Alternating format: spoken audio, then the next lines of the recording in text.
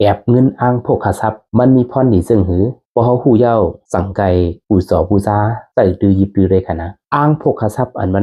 ในคนไทยเขาหยุ่มยำบาก้นเจออันแลเหตุการณ์กล้าการขายก้นเจออันเก็บเงินอ่ำอยู่เงินใกล้โคใกล้ไหลเนี่ยจะไหนค่ะเขาได้เจอแอบเงินโภคทรัพย์นั่นก็เจอเป็นแผนอ้างจะไปจอมหัวจอมเฮินมันมีข้อดีซึ่งหือแลเขาเอามาตอกอ้างอยู่ที่แอบเงินนะวันนี้จึงเกี่ยวกับเรื่องเงินตองล้วนๆจะไหนเขาอันเป็นแอบเงินโภคทรัพย์เลยค่ะนำตอนพรดีมันได้ก็แอบเงินโภคทรัพย์เนี่ยเพราะว่าเขาให้การกล้าการขายจะไหนค่ะกล้าง่ายขายขาดกล้าง่ายขายลีเนี่ยนั่นกันละเนาะเฮ็ดสังก็ต่อก็สังก็ง่ายจะไหนค่ะอ๋ออย่างประมาณเนอเหมือนดังแถวที่1ค่ะเนาะ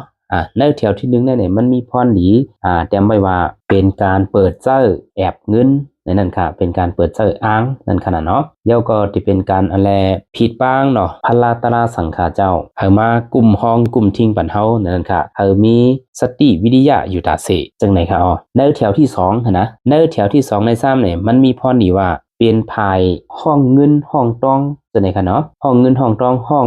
หมวยคู่ของไหลมาเทมาจะไหนคะนะแถมสร้างเฮ็ดให้เฮาหากินง่ายกล้าขายง่ายหากินเด้งต้องไรง่ายขึ้นจะไหนออกอันข้องอันค้ำอันกาดอันแก่ก็เด็กไก่ก้างนะคะแถวที่3ค่ะนะอันเป็นแถวที่3ใน3ไหนมีพรดีเกี่ยวกับไปลองภายเมตตามหานิยมเปิ้นฮักเปิ้นเอ็นดูเปิ้นเมตตาเนื้อเฮาจะไหนค่ะเดี๋ยวก็ลาดอีสังเปิ้นก็ยุ่มเปิ้นก็นับถืออำบาดเป็นในรองการอุบกันลาดการกล้าการขายในจะไหนก็เฮาค่ะอุบต่อเปิ้นง่ายตกลงกันไรง่ายในการแถวที่3ค่ะเนาะตอนตาแถวที่4ค่ะเนาะแถวที่4เนี่ยจะเป็นเส้นทางการเปิดจุกเปิดลาบจะไหนค่ะเนาะเปิดจุกเปิดลาบรองภายกล้าภายขายภายการเงินตองจะไหนค่ะเดี๋ยวก็เฮ็ดให้เฮาเนาะจังไรรับสู้ลาบเนาะมันจะดังรับเงินรับคำในรองการจ้ำสุนจ้ำกามจะได้นะคะตอนแถวที่5ค่ะเนาะแถวที่5เนี่ยค่ะที่เกี่ยวกับไปลองเหมือนจังหลังการกุ้มทิ้งเกี่ยวกับไปลองทรัพย์สินเงินคำของเฮาอำปันโฮอำปันไหลนั่นค่ะเหมือนจะดังเฮกังปันลองอะไรเปิ้นจังแปดจังแดนเปิ้นจังดิ่งจังเก้าเฮาจะได้เนี่ยเฮ็ดต่อเฮาไรง่ายนั่นค่ะเดี๋ยวก็เหมือนจะดังก้นตีมาเอาเปปูนเฮาได้สังเอาเปรียบเฮาได้สัง